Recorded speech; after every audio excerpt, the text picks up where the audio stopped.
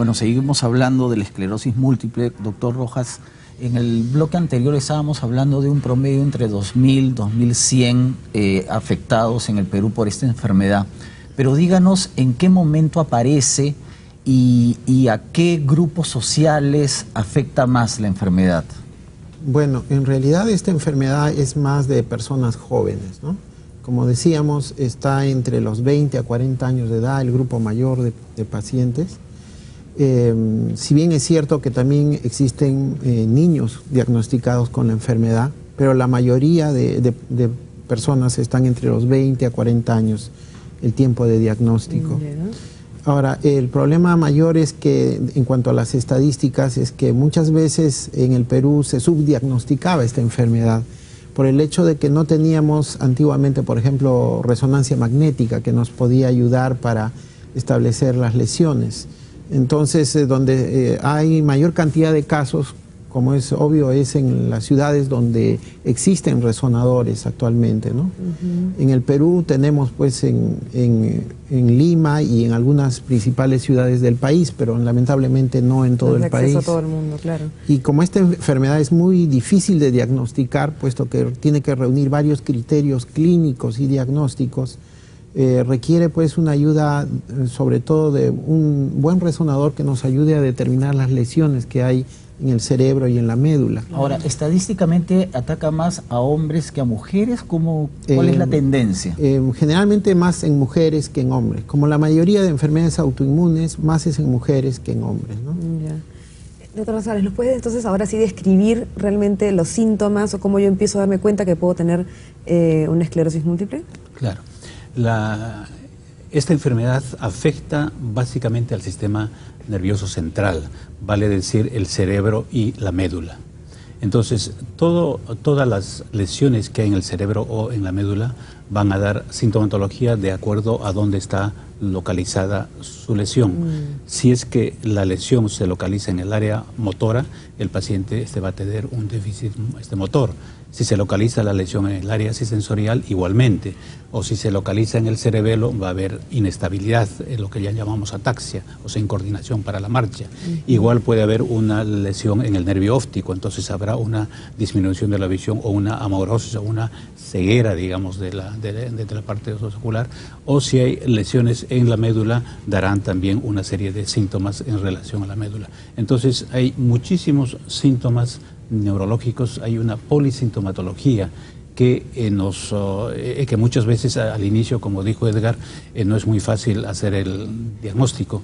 Entonces, cuando nosotros vemos un paciente o una paciente, porque la proporción es de 2 a 1 de mujeres frente a varones, que empieza, sí, de 2 a 1, y que empieza a tener sintomatología de un déficit neurológico en una persona joven, hay que estar en guardia porque podría ser una esclerosis múltiple. Entonces, en ese caso hay que hacerle una serie de exámenes, una evaluación adecuada, una historia adecuada, hacer exámenes adicionales para confirmar o no esa enfermedad, porque existen otra serie de enfermedades que lógicamente entran dentro del ¿Cómo cuáles, por ejemplo? ¿Con cuál se confunde, ya que estamos hablando de eso? Hay muchísimas, diré, dentro de las vasculares, o sea, hay pequeños infartos, eso lógicamente aparece en personas ya mayores, hipertensas, diabéticas, en personas jóvenes es poco usual, pero también puede aparecer.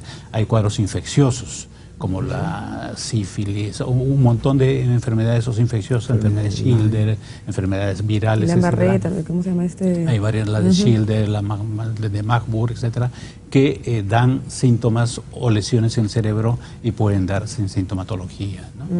Y además otra serie de enfermedades. Dentro del diagnóstico diferencial debe haber por lo menos unas 40 o 50 enfermedades que podrían parecerse, digamos, a esto, pero de hecho la historia clínica y los exámenes son las que nos van a determinar. Y la aparición de un segundo brote, o sea, por esta enfermedad suele presentarse en brotes. Hay 4 tipos de esclerosis múltiple. A ver, ¿puedes explicarme, por favor? La más común es la que se llama remitente recurrente, es la que aparece en brotes, es el 85% de los pacientes. Es decir, que se presenta un brote inflamatorio, o sea, una lesión inflamatoria en una zona del cerebro, en un tiempo X y el paciente puede tener una falta de fuerza en el brazo o en la pierna. Al cabo de un tiempo, de un tiempo X, aparece una lesión en el cerebelo y el paciente de repente tiene un episodio de una incoordinación para caminar. Esta zona inflamatoria se va reduciendo y el paciente va mejorando, pero sin embargo le deja una huella, le deja ya un pequeño déficit motor o sensorial o incoordinación o medular. Y además se va sumando finalmente. Claro, al final sí se va sumando y el paciente se va incapacitando. Y además empieza a haber toda una serie de síntomas que aparecen de las funciones mentales. Habrá disturbios de memoria, atención, etcétera, así que van apareciendo porque el cerebro es una integración. Si empieza a haber lesiones en diferentes zonas, evidentemente vamos a tener falta de integración. Estaba describiendo que ese era el primer tipo, tipo de esclerosis, el más común. Más frecuente. El más común. ¿Qué otros hay, doctor? Bueno, hay formas progresivas, ¿no? En donde desde un inicio el paciente comienza a presentar síntomas y no mejora en ningún momento, ¿no? Son formas primarias progresivas, y hay otras formas en las cuales el paciente inicia con brotes y remisiones, pero con el tiempo se vuelve progresiva. Eso se llama secundaria progresiva. Las formas progresivas son mucho más dañinas, puesto que producen más lesión en el cerebro, más lesiones que dejan secuela y por lo tanto son más discapacitantes. Y son las que lamentablemente son más agresivas y tienen menos posibilidad de cura, ¿no? De tratamiento. ¿Alguna de esas es la ELA, la famosa ELA? No, esa es otra enfermedad totalmente distinta. Totalmente distinta. Sí. Esa da más en personas ancianas y afecta más la parte motora. Acá puede afectar tanto la parte motora, sensitiva, la visión, como dijo el doctor González. En fin, puede tener varios síntomas dependiendo de dónde esté localizada las lesiones, ¿no? Y el tiempo que tiene de duración, es decir, yo sé que es, digamos, puede ser muy largo, ¿no? Pero más o menos, ¿cuánto tiempo puede durar un paciente con esa enfermedad? ¿Cuánto es el tiempo de enfermedad normal, digamos? Bueno, hay pacientes que están años. Incluso acá hay pacientes que están 15, 20 años con la enfermedad o inclusive más tiempo. Y hay otras formas que son pues malignas, entre comillas, que son mucho más agresivas y que dañan rápidamente y con el tiempo pues causan el deceso de la persona por las complicaciones que puede haber en una persona ya postrada. Claro.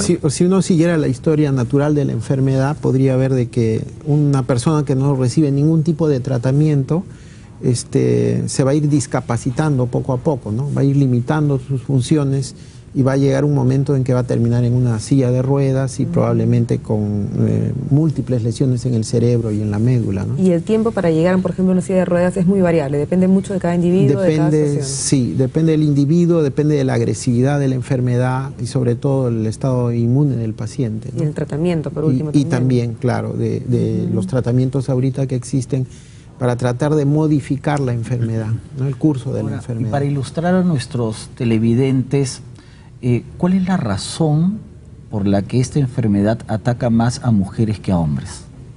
¿Existe alguna hipótesis? En general, todas las enfermedades autoinmunes se dan generalmente más en mujeres que en hombres, ¿no? En realidad no está bien claro el motivo, ¿no?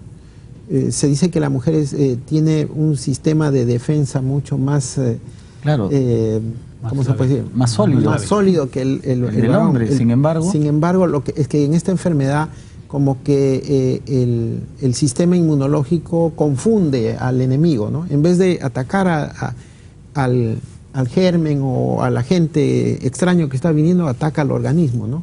Entonces, como que en la mujer el sistema inmune está mucho más desarrollado que en el hombre, ¿no? Por ese motivo es que es mayor la frecuencia en la mujer, ¿no? En realidad, eso sí se conoce solamente a nivel estadístico, o sea, no hay una replicación. En la estadística sí se ha visto que hay una proporción mucho más en mujeres que en varones. Claro. Doctor González, otra última pregunta con respecto a esas características. ¿Esta enfermedad también ataca al sistema emocional, afectivo del ser humano o no? Claro, como había indicado, el cerebro es una integración. Entonces el cerebro está lleno de vías y de células y de neuronas y todas trabajan en forma ya coordinada.